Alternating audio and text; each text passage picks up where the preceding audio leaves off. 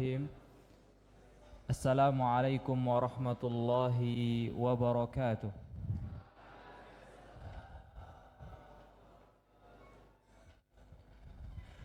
Innal hamdalillah nahmaduhu wa nastahdihi wa natubu ilaihi wa na'udzu billahi min syururi anfusina wa min sayyiati a'malina. Man yahdihillahu fala mudilla lahu wa man yudlil fala hadiyalah. Asyhadu an la ilaha illallah wahdahu la syarika lah iqraran bihi wa tauhidan, wa asyhadu anna Muhammadan abduhu wa rasuluhu salawatu rabbi wa salamuhu alaihi wa ala alihi wa ashabihi wa man istanna bisunnatihi ila yaumi la raiba fih. Amma ba'd. Puji syukur kita panjatkan kehadirat Allah Subhanahu wa taala yang pada malam yang penuh dengan keberkahan ini Allah Subhanahu wa taala mengumpulkan kita bersama. Tidak terasa tinggal menghitung jam. Besok sudah pembagian rapot. Lusa kemungkinan sebagian antum sudah berada di rumah masing-masing. Maka sebelum sebelum antum nantinya berada di rumah antum untuk menjalani masa-masa liburan, menjalani masa-masa liburan, menjalani hari-hari yang mungkin secara zahir antum kosong dari kegiatan. Kosong dari kegiatan bukan berarti kosong tidak melakukan apa-apa, tapi kosong dari kegiatan rutinitas yang antum jalani di pesantren. Tapi kegiatan yang utama yaitu beribadah kepada Allah, melakukan ketaatan kepada Allah akan terus menerus harus antum lakukan. Maka di sini atau 4 hari belakangan ini, dari hari kemarin, hari Selasa, kemudian hari Rabu, hari Kamis, dan nanti ditutup pada hari Jumat. Kita maksimalkan untuk apa? Untuk pembekalan, seperti yang kita lakukan bersama setiap tahunnya akan ada pembekalan, sehingga apa? Sehingga liburan yang antum jalani nanti itu bisa bermanfaat, tidak berlalu sia-sia. Dan terlebih judul pada malam hari ini yaitu apa? Mengambil manfaat dari liburan dan safar, atau menggali manfaat dari liburan dan safar. Sehingga kita seorang penuntut ilmu harus tahu apa itu manfaat di dalam berlibur, apa itu manfaat ketika kita bersafar. Misalkan di dalam liburan kita harus berpergian kemana. Nah, di situ ada manfaat-manfaat yang terkandung di dalamnya. Kita harus tahu itu. Dan sebagian manfaat-manfaat sudah disebutkan pada pertemuan yang pertama bersama Ustadzun Al-Fadil, Ustadz Abu Umar, hafizahullah wa ra'ah. Di sini kita akan melanjutkan beberapa poin yang tersisa yang belum dibahas sebelumnya. Di sini Syekh Saleh Al-Munajjid, Syekh Saleh Al-Munajjid, beliau penulis kitab ini, ada 23 poin. Kemarin sudah selesai 10 poin. Maka saat ini kita akan mulai dari poin yang ke-11. Syekh Saleh Al-Munajjid mengatakan Poin ke-11 yaitu at-tarwihu 'anin nafsi bil halali mubahun lakinnahu wasilatun la ghayatun wa hadafun. Fal aslu fi hayatil muslim al-jiddu wa 'ulul himmati wa taraqqi fi darajatil kamal. Jadi poin yang ke-11 ini yang ingin ditekankan oleh muallif adalah beliau mengatakan menghibur jiwa atau berlibur itu adalah perkara yang halal dan mubah. Tapi yang harus diperhatikan oleh seorang muslim, dia harus membedakan antara apa? Mana yang tujuan dan mana yang perantara. Mana yang tujuan dan mana yang apa? Perantara. Tujuan antum berada di pesantren apa? Menuntut ilmu. Dan perantara agar antum dapat mengambil ilmu tersebut, maka dilakukanlah proses di dalam menuntut ilmu. Alaysa kadzalik? Jadi tujuan antum adalah mendapatkan ilmu, dan perantaranya adalah proses di dalam menuntut ilmu. Di antara proses di dalam menuntut ilmu adalah apa? Waktu liburan. Jadi ketika antum berlibur, antum menghibur diri antum, melakukan istirahat, ini sejatinya adalah perantara antum atau diantara perantara untuk mencapai tujuan, yaitu mendapatkan apa? Mendapatkan ilmu. Maka ketika kita mengetahui bahwasanya liburan itu adalah perantara, maka jangan dijadikan sebaliknya. Jangan kita jadikan apa? Sebaliknya, kita malah menjadikan liburan sebagai tujuan. Tidak. Jadi kita di pesantren bukan tujuannya menunggu waktu libur, bukan. Libur hanya perantara. Tujuannya apa? Menuntut ilmu, mendapatkan ilmu. Jadi himmah kita atau kesungguhan kita itu kita maksimalkan untuk menggapai tujuan. Adapun perantara kita tidak jadikan itu sebagai apa? Sebagai tujuan. Sehingga waktu kita ketika berlibur itu kita maksimalkan untuk misalkan merefresh diri, menambah semangat, memperbaiki diri. Maka momen-momen liburan ini adalah digunakan untuk apa? Memaksimalkan hal tersebut, sehingga nanti ketika antum balik lagi ke pesantren sudah berubah menjadi lebih baik daripada yang sebelumnya. Jadi perantara itu antum maksimalkan bukan sebagai tujuan, bukan sebagai apa? Tujuan. Maka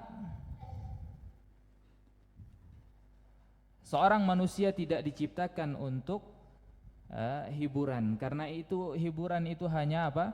Perantara saja, hanya perantara. Adapun tujuan diciptakannya manusia sebagaimana yang difirmankan oleh Allah Subhanahu wa taala di dalam surat Az-Zariyat ayat yang ke-56. Allah taala berfirman, "Wa ma khalaqtul jinna wal insa illa liya'budun."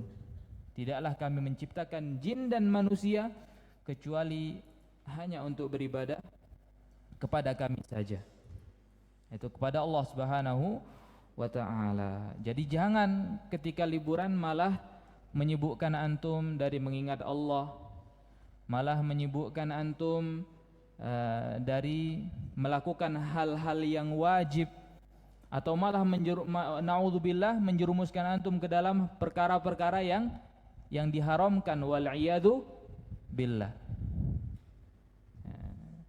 Jadi kalau kita sudah mengetahui atau membedakan mana yang tujuan, mana yang perantara, maka liburan akan lebih bermanfaat ketika kita jalani. Ini poin yang pertama. Kemudian yang kedua, Syekh mengatakan ma ya'taduhu an-nas minal khuruj lirrihlatil barri awil bahr fi awqatil ijaza aw ghairiha biqasdin nuzhati tarwihan anin nafs amrun mubah bal qad yakunu mustahabban ma'an niyyah as-salihah. Jadi di sini Syekh mengatakan kebiasaan manusia ketika mereka berlibur pasti sudah punya planning di awal liburan. Hari ini insyaallah sama keluarga mau ke pantai, besoknya mau ke perpustakaan misalkan, besoknya lagi mau ke gunung kemah. Jadi seperti itu planning untuk kita piknik, kita berlibur santai bersama keluarga adalah suatu yang mubah ya. Tapi niatnya adalah untuk menyenangkan atau menghibur diri.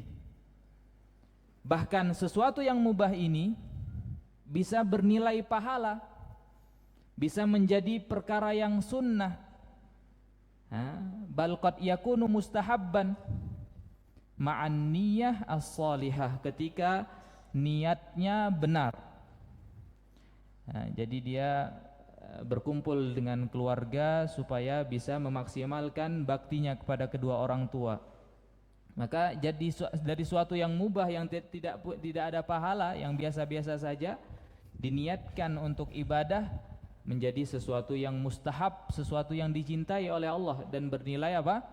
Bernilai pahala. Dia berkemah bersama teman-temannya untuk menjalin ukhuwah, untuk mendekatkan satu dengan yang lainnya. Karena seorang itu akan terlihat karakter aslinya ketika dia bersafar bersama temannya, dan lain sebagainya. Jadi suatu yang mubah tadi akan menjadi suatu yang mustahab, suatu yang bernilai pahala ketika niatnya apa? Ketika niatnya benar. Maka ini poin yang kedua. Kemudian poin yang ketiga yaitu al-muslimu yaj'alu hayatahu kullaha lillah, jiddahu wa muzahahu wa amalahu wa tarfihahu wa naumahu wa yaqdhatahu wa safarahu wa iqamatahu. Qala Allah Ta'ala, qul inna salati wa nusuki wa mahyaya wa mamati lillahi rabbil alamin la syarikalah wa bidzalika umirtu wa ana awwalul muslimin. Wal muslimu yuhawwilul mubahat ila ta'at bin niyyah as-salihah. Lagi-lagi kita membahas tentang niat. Niat itu akan mengubah amalan yang mubah menjadi amalan ketaatan, amalan yang mubah menjadi amalan yang berpahala. Karena seorang muslim itu berusaha menjadikan kehidupannya hanya untuk Allah Subhanahu wa taala. Dia bersungguh-sungguh, ketika dia sungguh-sungguh, ketika dia bercanda adalah untuk Allah. Ketika dia bekerja, berlibur adalah untuk Allah. Ketika dia tidur dan bangun adalah untuk siapa? Untuk Allah. Ketika dia bersafar dan bermukim adalah untuk Allah. Jadi ketika amalan yang dia perbuat tersebut yang hukumnya adalah mubah, tapi ia lakukan hanya untuk Allah, maka itu akan dapat merubah amalan tersebut menjadi sesuatu yang bernilai pahala, ketaatan kepada Allah Subhanahu wa taala. Dia tidur agar dia bangun di malam hari semangat dalam tahajud misalkan. Dia makan sesuatu apa? Sesuatu yang mubah. Tapi dia niatkan untuk kuat di dalam menunaikan ibadah. Maka makannya tersebut akan bernilai pahala. Dan niat inilah yang merubah hal tersebut.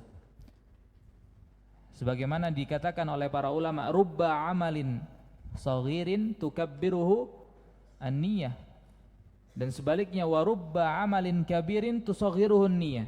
Amalan yang kecil itu bisa menjadi suatu pahala yang besar, amalan yang besar di sisi Allah Subhanahu wa taala ketika niatnya benar. Tapi amalan tersebut atau amalan yang besar yang seharusnya mendapatkan pahala yang besar di sisi Allah, itu akan menjadi amalan yang kecil yang mungkin tidak mendapatkan pahala di sisi Allah ketika niatnya apa? Salah. Ketika niatnya salah. Ya, sehingga seorang muslim harus pintar di dalam mengolah niat di dalam hati. Ya, mengolah niatnya di dalam hati. Innamal a'malu binniyat wa innamal likulli imri'in ma nawa.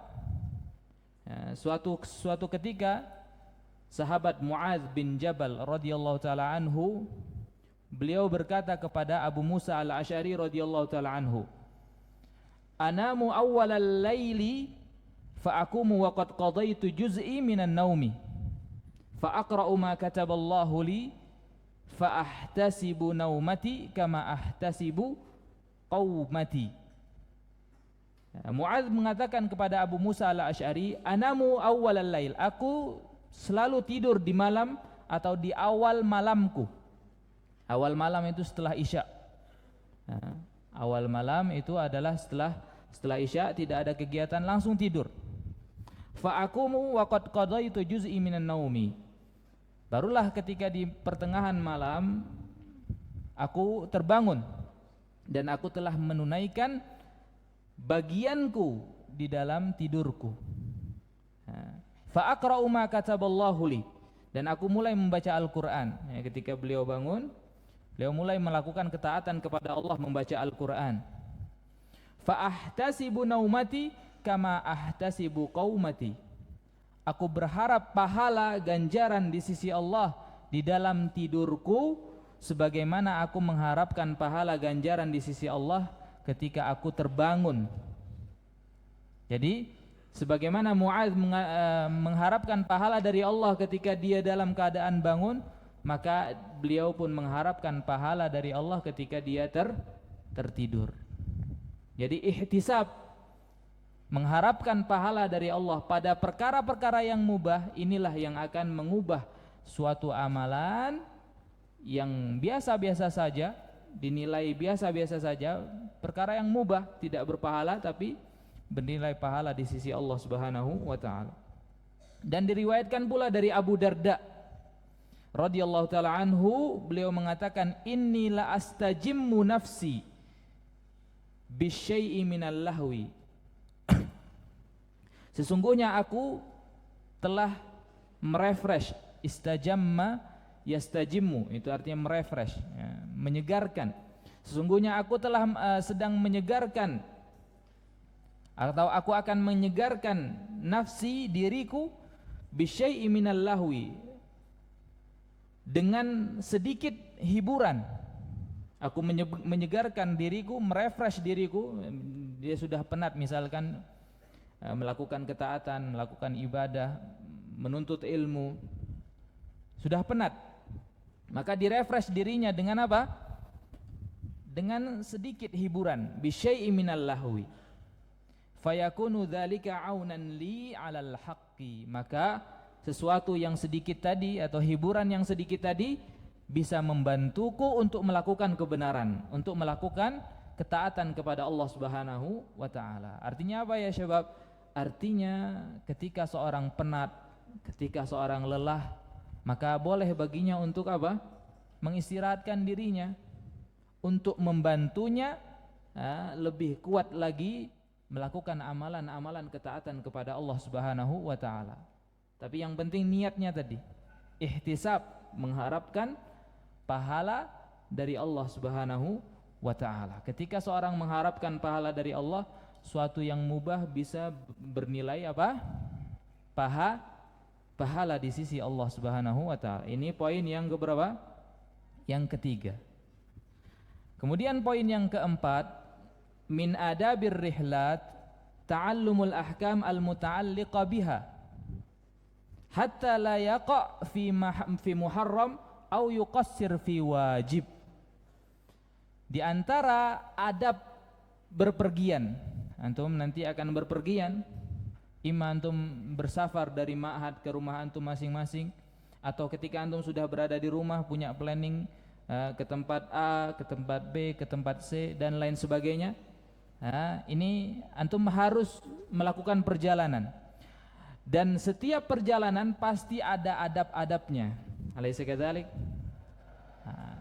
Maka penting bagi seorang penuntut ilmu mengetahui ahkam al-muta'alliqah birrahalat atau birrihalat, hukum-hukum seputar berpergian, hukum-hukum yang sering antum alami. Misalkan antum harus tahu hukum qasar salat.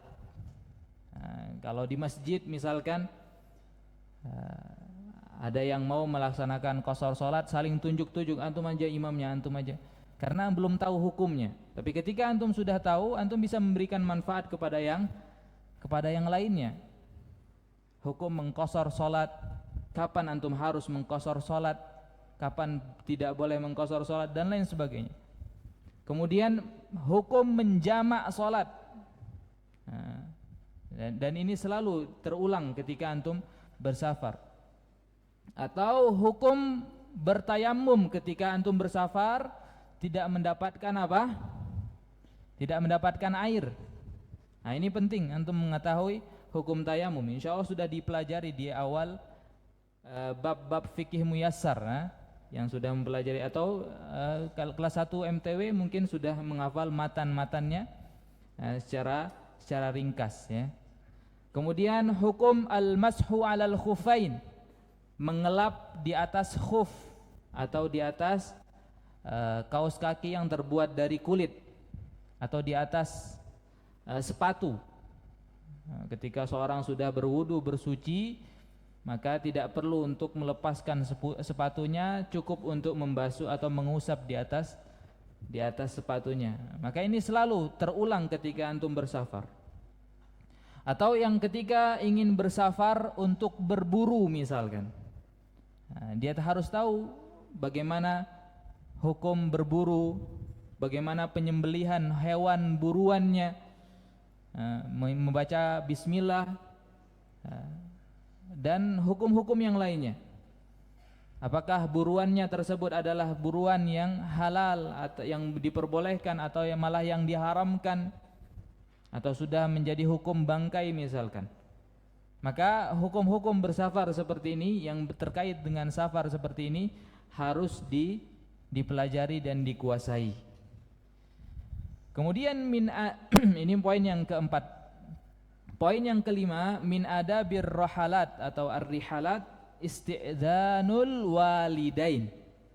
Misalkan antum ingin pergi sama teman-teman, harus mendapatkan izin dari orang tua. Isti'dzanul walidain. Ridallah fi ridha al-walidain wa sukhtullah fi sukht al-walidain. Ketika orang tua ridha, insyaallah Allah pun ridha terhadap apa yang antum lakukan. Tapi ketika orang tua tidak ridha, sukht, orang tua membenci, maka Allah pun akan membenci dengan kegiatan ya apapun yang kita lakukan atas kebencian orang tua. Jadi isti'dzanul walidain ya syabab, ketika antum pergi, antum izin dengan orang tua. Ketika diperbolehkan, ahlan wa sahlan, silahkan pergi. Tapi ketika orang tua melarang, tidak, antum di sini dulu, maka jangan jangan pergi. Isti'dzanul walidain. Kemudian adamu ithqalun nafsi atau ithqalin nafsi bidduyun. Jangan bepergian dengan hutang. Dia bela-belain untuk pergi sama teman-teman, atau bela-belain keluar dari rumah dengan hutang. Karena hutang itu akan akan memberatkan si piutang, orang yang berhutang. Orang yang berhutang terus-menerus akan terbebani dengan hutang. Dia akan terfikirkan dengan hutangnya, apalagi hutang yang melilit, hutang yang menjadikan seseorang itu terlilit, terbebani. Jadi jangan sampai kita hanya untuk sekedar perkara yang mubah, perkara yang bukan inti, bukan tujuan hidup kita, itu kita relakan untuk berhutang. Kemudian al-istikharah. Ketika antum ingin berpergian, lakukan istikharah. Apakah perginya antum ini diridhai oleh Allah ataukah tidak? Karena di dalam doa istikharah itu adalah meminta pilihan yang terbaik dari Allah. Kalau pilihan tersebut adalah pilihan yang terbaik, maka Allah akan mudahkan jalannya. Tapi ketika pilihan tersebut tidaklah yang terbaik di sisi Allah, maka Allah akan palingkan dia dengan apa yang Allah ridhai. Maka istikharah itu penting.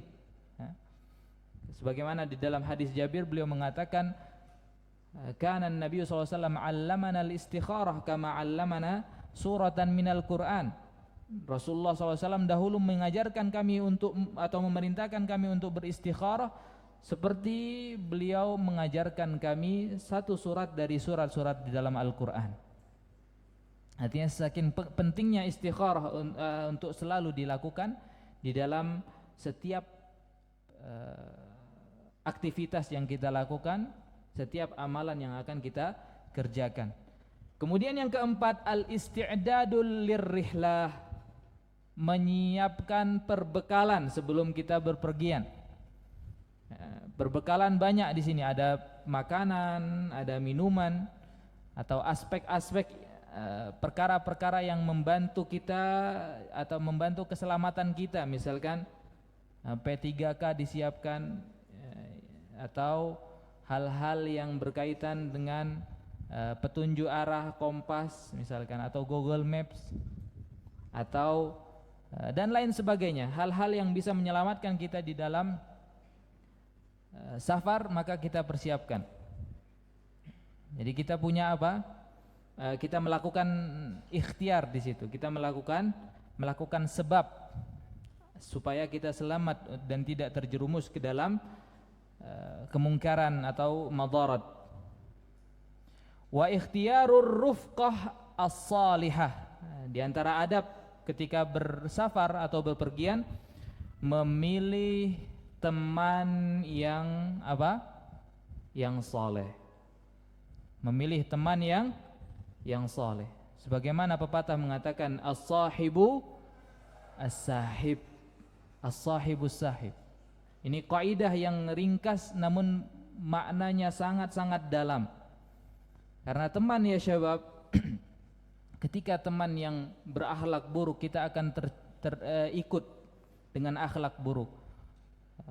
Seorang yang tadinya perkataannya bagus, perkataannya baik, tapi ketika berteman dengan teman yang perkataannya naudzubillah, perkataan yang kotor, maka akan terikut, akan terjerumus atau akan ikut dengan temannya. Dan sebaliknya, ketika dia seorang yang meninggalkan sholat tapi berteman dengan teman yang sangat-sangat menjaga sholat, maka dia pun akan ikut menjaga sholat. Tadinya tidak berhijab, berteman dengan seorang yang berhijab, maka dia akan berhijab. Maka as-sahibu as-sahib. Ketika antum berpergian, pilihlah teman yang soleh untuk menemani antum ketika berpergian. Kemudian al-khuruju bakiran, keluar dari rumah di awal waktu. Karena di awal waktu atau keluar dari di awal waktu adalah di antara sebab-sebab terbesar datangnya keberkahan. Datangnya keberkahan, sebagaimana yang disabdakan oleh Rasulullah SAW, burikat liyal ummati atau burikat li ummati fi bukuriha. Umatku itu diberkahi di waktu paginya. Nah, ketika seorang ingin berpergian, maka pilih waktu berkah ketika dia berpergian. Kemudian ikhtiyarul makan al-munasib, penting dia untuk memilih tempat yang cocok, bukan tempat yang di dalamnya kemaksiatan, tempat yang di dalamnya dilakukan pelanggaran syariat dan lain sebagainya. Kemudian adamul ghaflah an dzikrillah, tidak ghaflah, tidak terlalaikan dari mengingat Allah Subhanahu wa taala. Tetap ketika dia bersafar dianjurkan untuk selalu mengingat Allah, berzikir kepada Allah.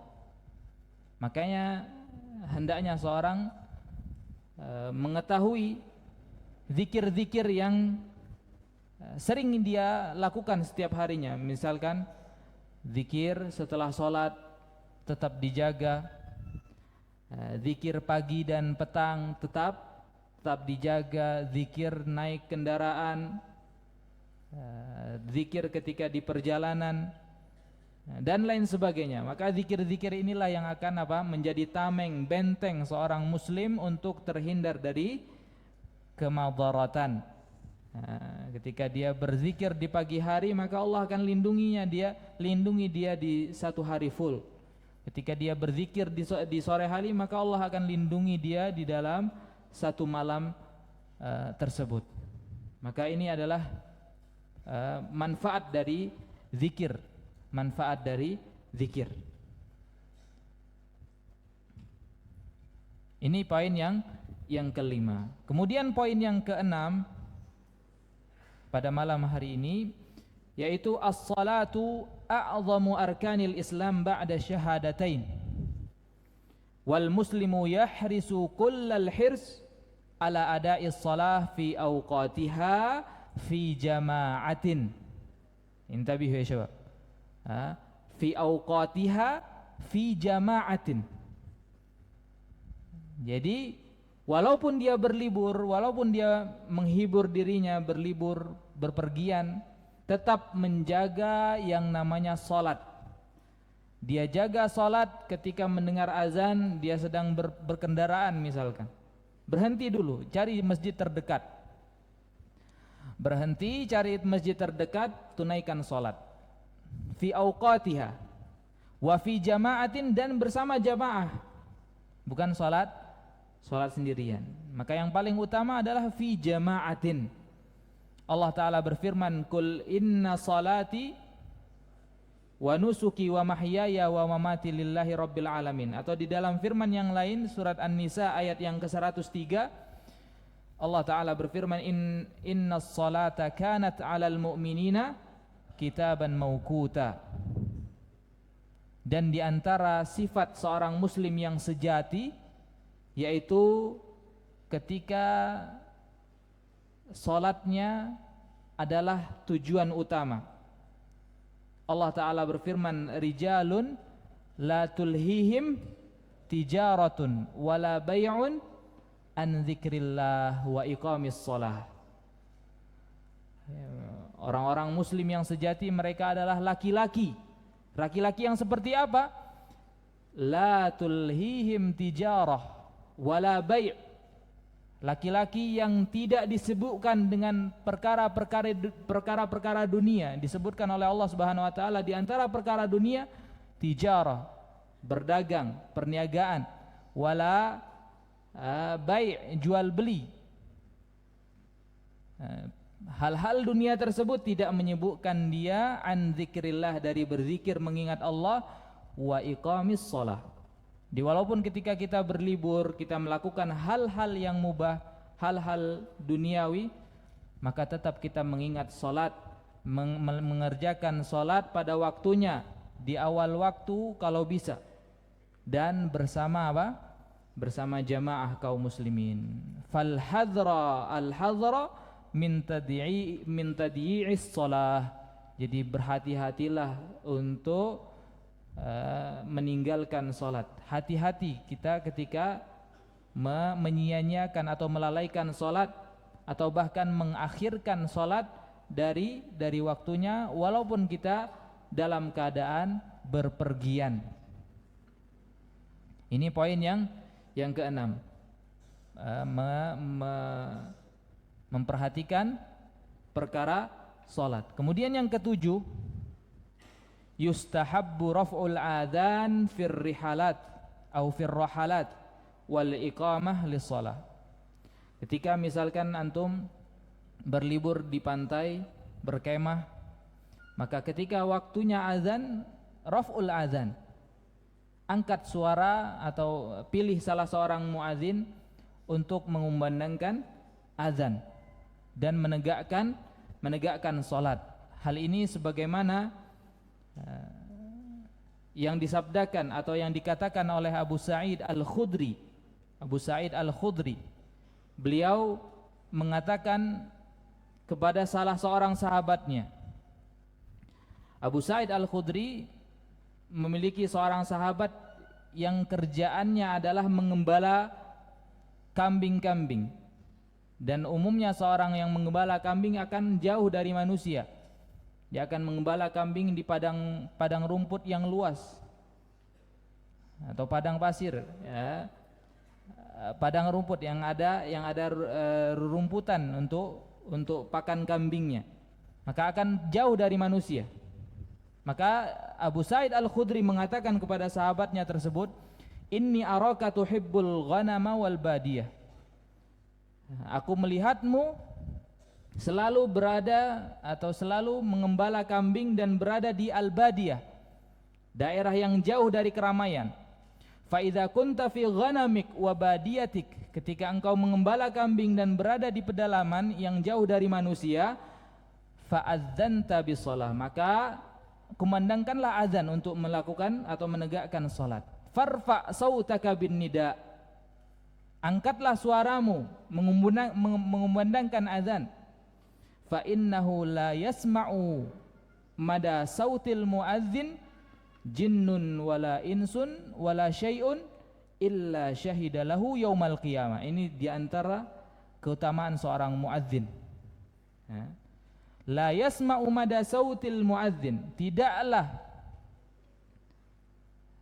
suara muadzin itu terdengar oleh siapapun yang mendengarnya, baik itu dari bangsa jin, baik itu manusia, baik itu sesuatu yang lain seperti hewan atau makhluk-makhluk Allah yang lainnya yang mendengar suara seorang muadzin, illa syahida lahu yaumal qiyamah, maka mereka akan bersaksi pada hari kiamat terhadap muadzin tersebut dan memberikan syafaat bagi muadzin tersebut pada hari kiamat.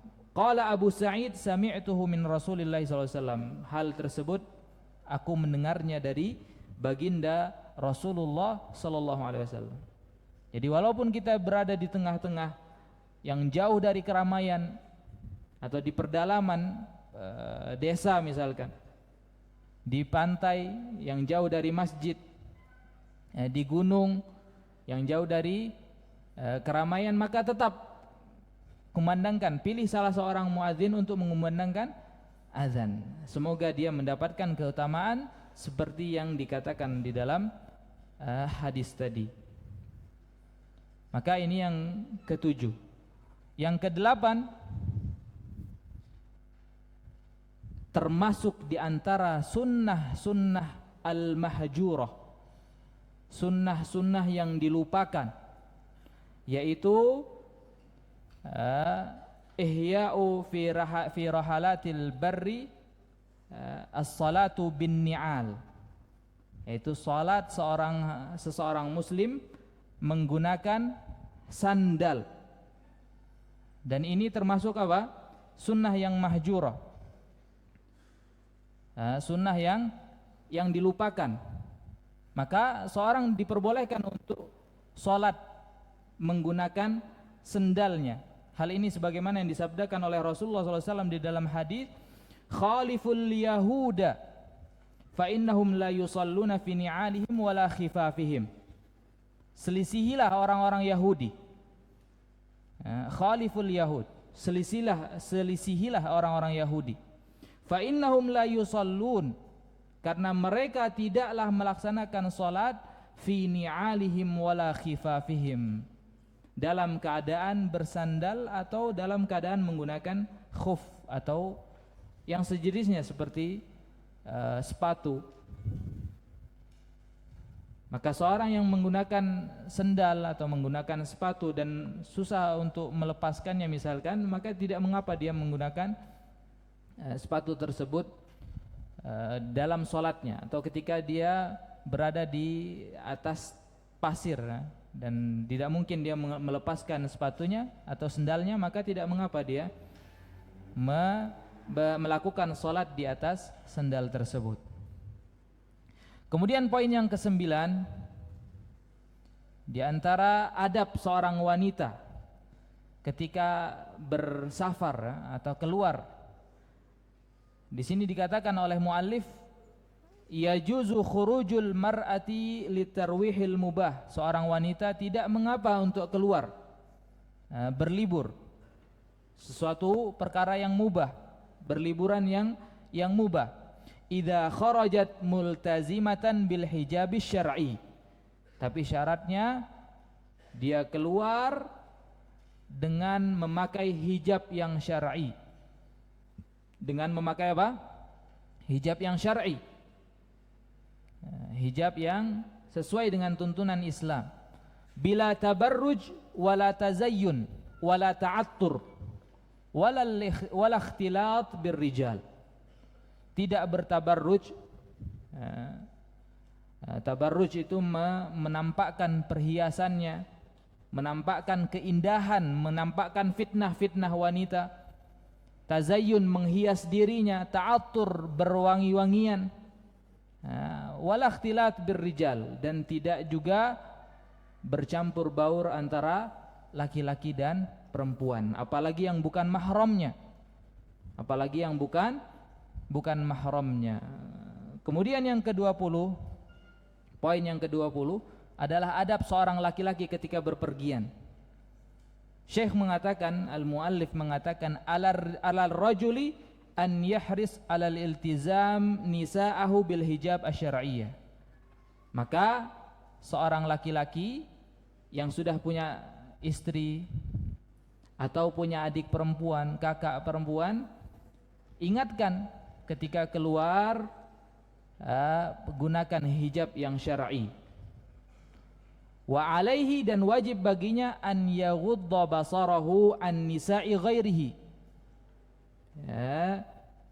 untuk menundukkan pandangan. Di antara adab di dalam bersafar adalah menundukkan pandangan, karena ketika seorang bersafar akan selalu mendapati hal-hal tersebut, maka hendaknya dia menundukkan pandangannya dari melihat wanita yang bukan mahram.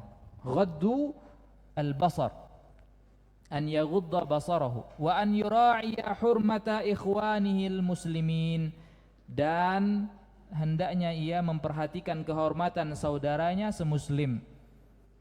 Memperhatikan kehormatan saudaranya semuslim. Insyaallah kita akan melanjutkan setelah azan. Fa'alal muazzin an yu'azzin. Tafadhal.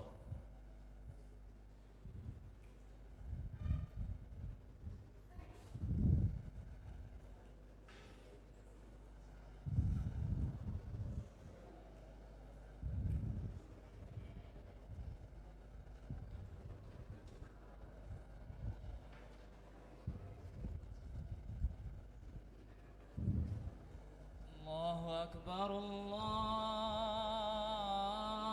akbar. Allahu akbar,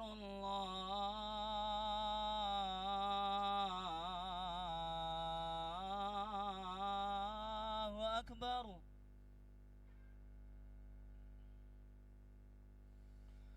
أشهد أن لا إله إلا الله.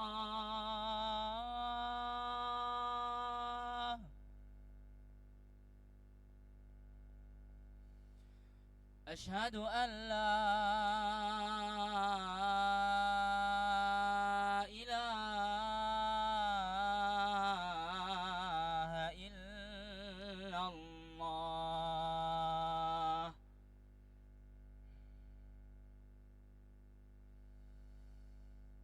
أشهد أن محمد رسول الله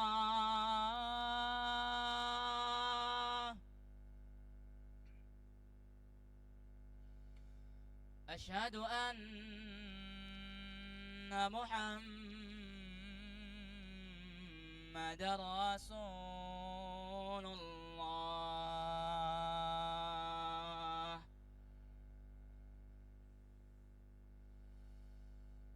حي على الصلاة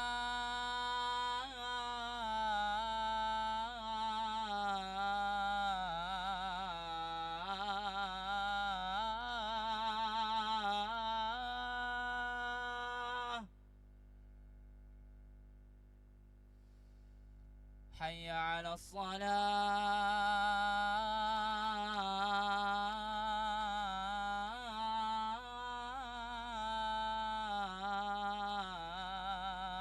الصلاة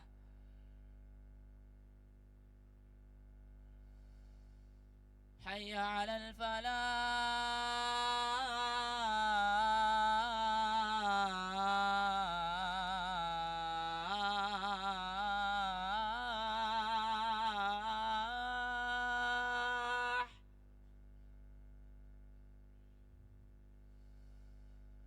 حي على الفلاح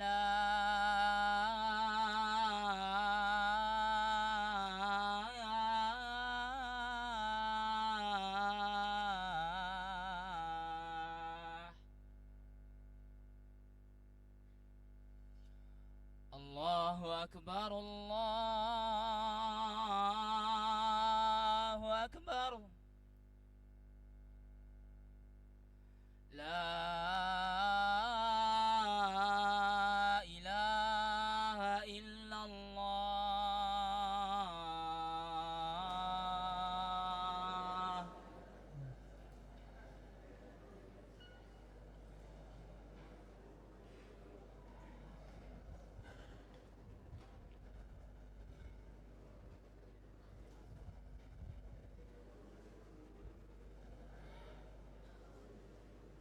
Taib, bismillahirrahmanirrahim. Nuwasil al-kalam, kita lanjutkan lagi pembicaraan atau pembahasan. Telah sampai kita pada poin yang ke-10. Kemudian poin yang selanjutnya yang ke-11, al-muallif mengatakan al-ijazatu fursatun 'azimatun li'a'zamir rahalatil imaniyah wa hiya rihlatul umrah. Di sini muallif mengatakan waktu atau momen berlibur itu adalah momen yang paling mulia untuk melakukan perjalanan keimanan. Apa itu perjalanan keimanan? Yang disifati oleh muallif perjalanan keimanan di sini adalah rihlatul umrah. Rihlatul umrah. Melakukan perjalanan untuk menunaikan umrah. Mengapa dikatakan rihlah al-imaniyah? Di sini dikatakan karena hiya kaffaratun lidzunub. Karena seorang yang melakukan umrah itu dapat kaffarah, mensucikan dirinya dari dosa-dosa. Wa barakatun fil arzaq, dan memberikan keberkahan di dalam rizki. Wa fiha tarfihun 'anin nafs, dan di dalamnya pula terdapat hiburan. Seorang yang melakukan umrah mendapatkan 3 hal tersebut. Bukan hanya akhirat saja, pahala ganjaran dari Allah Subhanahu wa taala, bahkan terdapat tambahan-tambahan seperti tadi yang kita sebutkan, mensucikan dirinya dari dosa-dosa, memberikan keberkahan di dalam rizkinya, dan memberikan hiburan terhadap jiwanya. Di dalam hadis Rasulullah SAW bersabda, al-umratu ilal umrati kafaratun lima bainahuma. Satu umrah dengan umrah yang setelahnya akan menghapus dosa-dosa yang dilakukan seorang hamba di antara kedua umrah tersebut. Di hadis yang lain Rasulullah SAW bersabda, tabi'u bainal haji wal umrati fa innahuma yanfiyanil faqra wadh-dhunuba kama yanfil qiru khabathal hadid wadh-dhahab wal fiddah.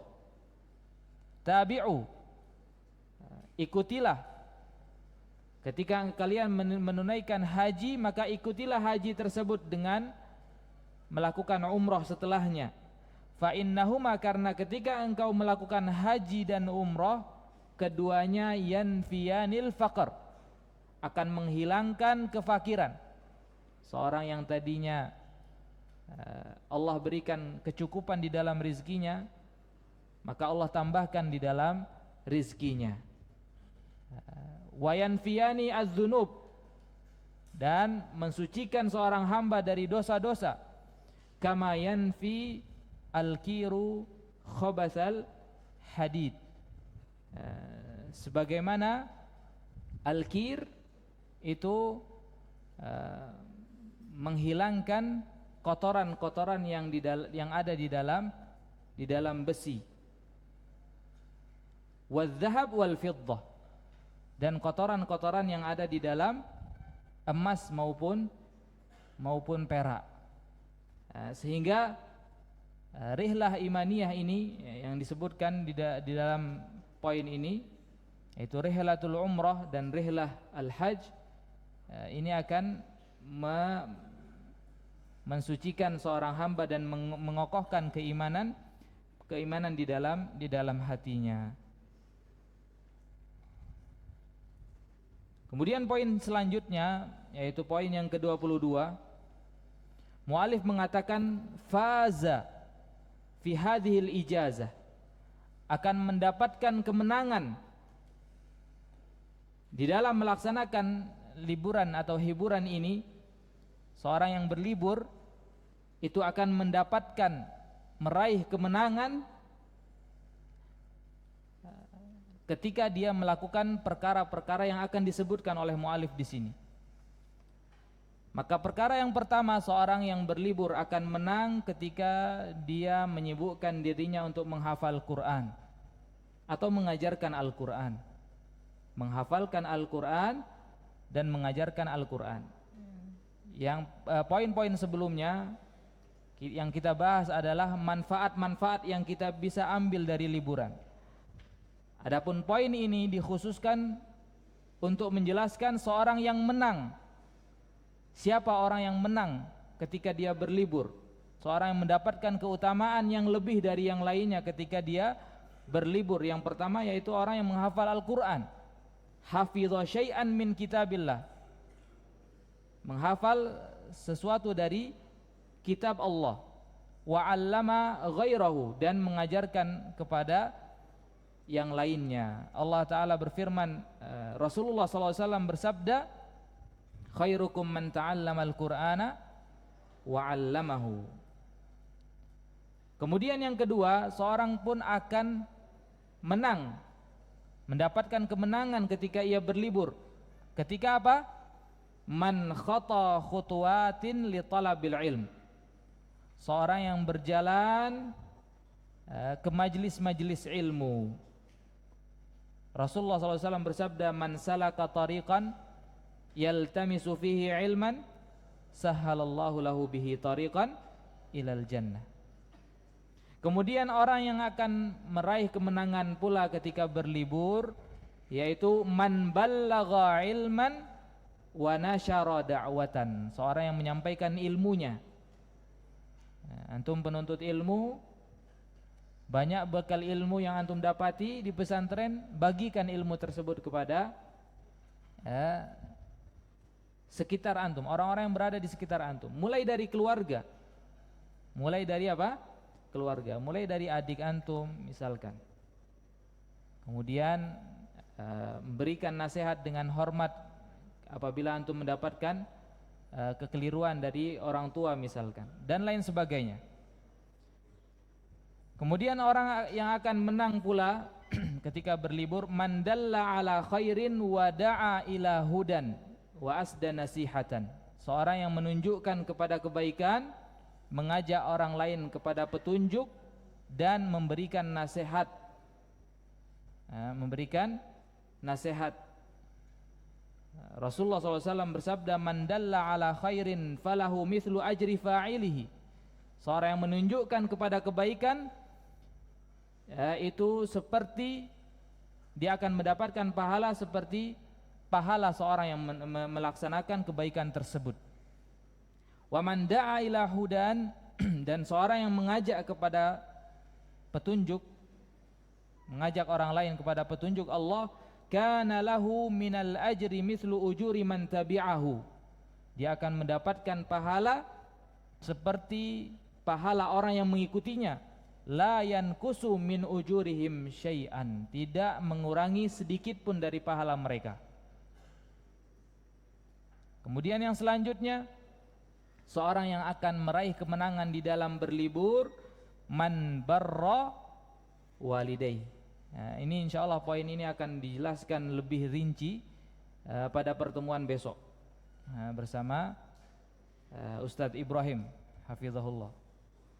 Man barra walidayh, seorang yang melakukan birrul walidain, wa wasala rahimahu, menyambung rahimnya, menyambung tali silaturahim, wa zara aqaribahu, mengunjungi kerabat-kerabat dekatnya, wa a'ta huquqa ahlihi, dan melaksanakan atau menunaikan hak-hak keluarganya. Menunaikan hak-hak keluarganya. Kemudian seorang pun akan meraih kemenangan ketika berliburan, yaitu man zawala riyadatan badaniyatan fiha taqwiyatun li badanihi. Seorang yang melaksanakan kegiatan apa?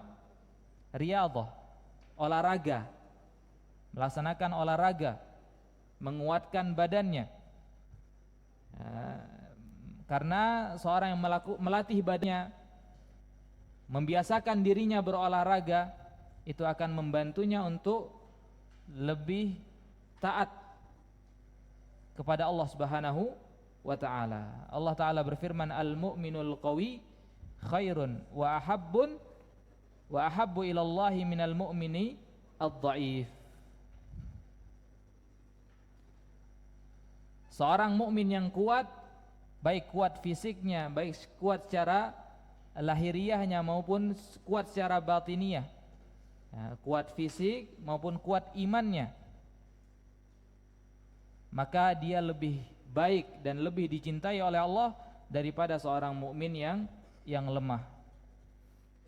Kemudian poin yang setelahnya, seorang yang akan meraih kemenangan ketika berlibur, maniktasaba suhbatan salihatan tu'inuhu 'alal haqqi wa tasrifuhu 'anil syarr. Seorang yang mencari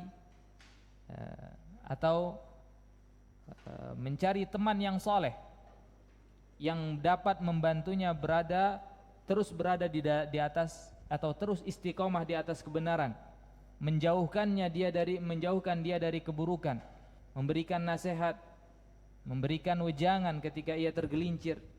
Maka seorang yang mencari teman yang soleh, dia akan meraih kemenangan ketika berlibur. Dan terakhir di sini, poin yang terakhir, poin yang ke-13 untuk malam hari ini, adalah nasihat atau ajakan dari muallif kepada segenap kaum muslimin, baik yang muslim maupun yang muslimah,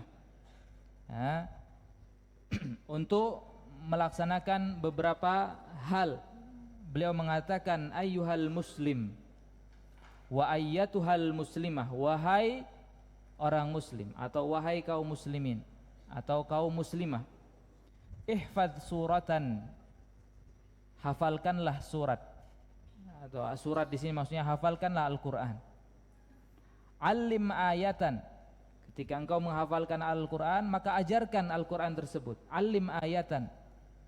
Udrus mas'alatan, pelajarilah suatu masalah, artinya menuntut ilmu. Uhdur darsan, hadirilah dars atau kajian-kajian. Isma' muhadaratan, dengarkanlah muhadarah. Dan muhadarah di zaman kita bisa kita akses dari, walaupun tidak menghadiri majelis ilmu. Isma' muhadaratan. Iqra' kitaban, bacalah kitab-kitab. Lakhis muhadaratan, muhadarah yang kita dengar dilakhis, dia apa? Diringkas. Unsyur da'watan, sebarkanlah dakwah. Uktub maqalan, bagi yang sudah terbiasa menulis, uktub maqalan, tulislah artikel, tulislah apa? Tulisan-tulisan yang bermanfaat nantinya. Sammim mauqi'an, yang bisa mengaplikasikan IT misalkan, teknologi, maka bisa dia membuat apa, mendesain suatu situs misalkan, website. Sammim mauqi'an. Sahih khata'an, perbaikilah kesalahan orang lain. Saddid akhan, saddid akhan di sini artinya membimbing saudaranya, perbaikilah urusan saudaranya. Rafiq nasihan, bergaullah dengan seorang yang suka memberikan nasihat, seorang yang saleh yang dapat memberikan nasihat kepadanya, nasihat yang baik.